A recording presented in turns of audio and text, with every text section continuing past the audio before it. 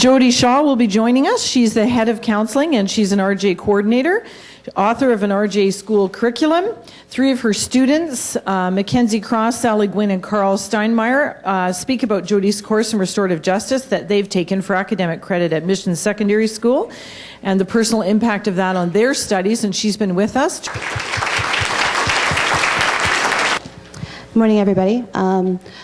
I want to first of all acknowledge the Musqueam Nation once again for allowing us to have our conference here. I think that's appropriate.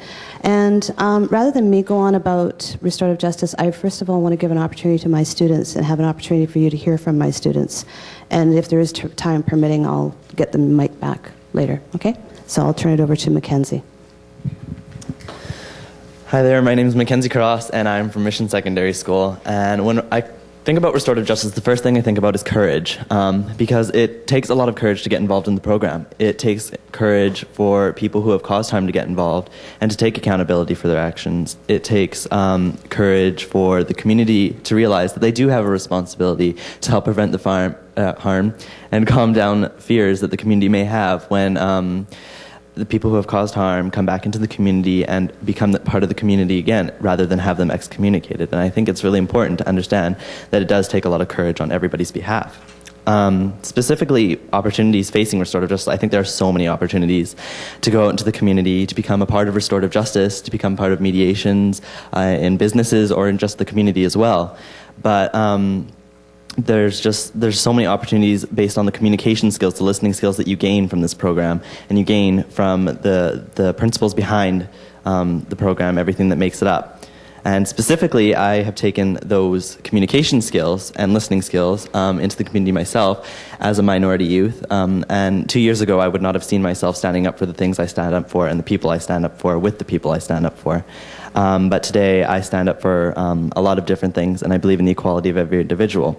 And so I've taken all of the communication principles and I've taken it to another level in order to help other people as a restorative process, rather than just focusing on the program that we so luckily have at our school. The only challenge I really see facing restorative justice is getting the awareness out that it's not just a program that's an easy way out for everybody, because it's not. I think it takes a lot of courage for people to sit down and talk about what really went on, as opposed to just brushing it off, as some people do look at the restorative justice program, thinking that punishment is really the answer, but I believe that understanding is really where we need to be going.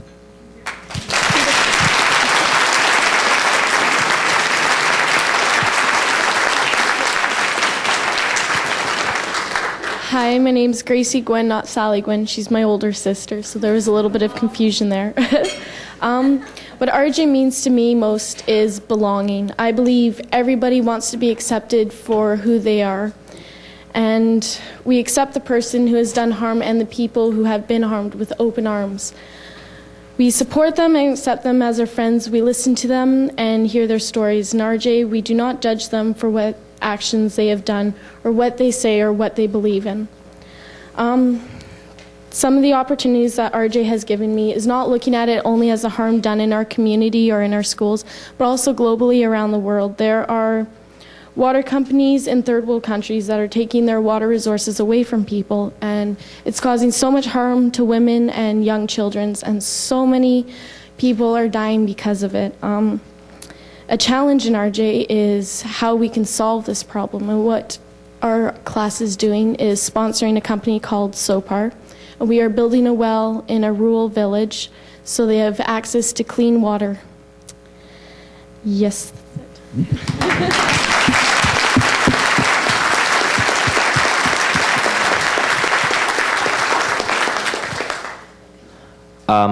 So hello, I'm Karl Steinmeier, and I'm still trying to figure out why I'm up here.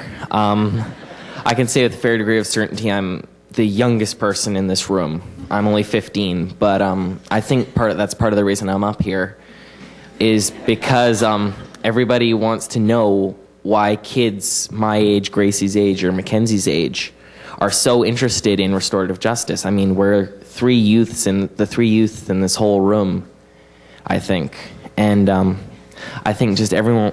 I'm sorry, I'm very sick. Everyone seems to want to kind of move on and bring it to everywhere, not just to the adults, to the elders who've encountered this, but to move it on to the next generation, and so they can bring it to new people, and so the idea can spread. And now back to the actual question that everyone was asking me. What do I think of restorative justice? When I think of restorative justice, I think about my own experiences, and what restorative justice did for me was completely changed my life. Because, I mean, my life started off, I was very pessimistic. I had doubts about just about everything. And when I actually first found out what restorative justice was, I wasn't interested. I came because I was invited by Miss Shaw, and I owe her very much for that, but don't tell her I said that.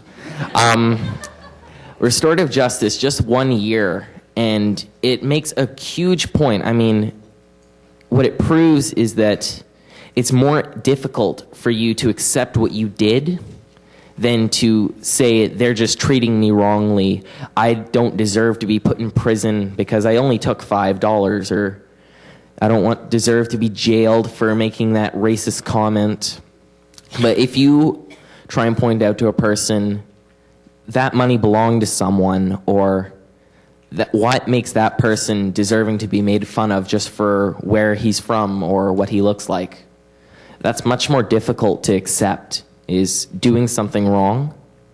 And I think that's the real power of restorative justice, is it teaches us to look at the truth rather than just push it to the side and hope the problem won't come back. And now I'll pass it back to Ms. Shaw if she still has time.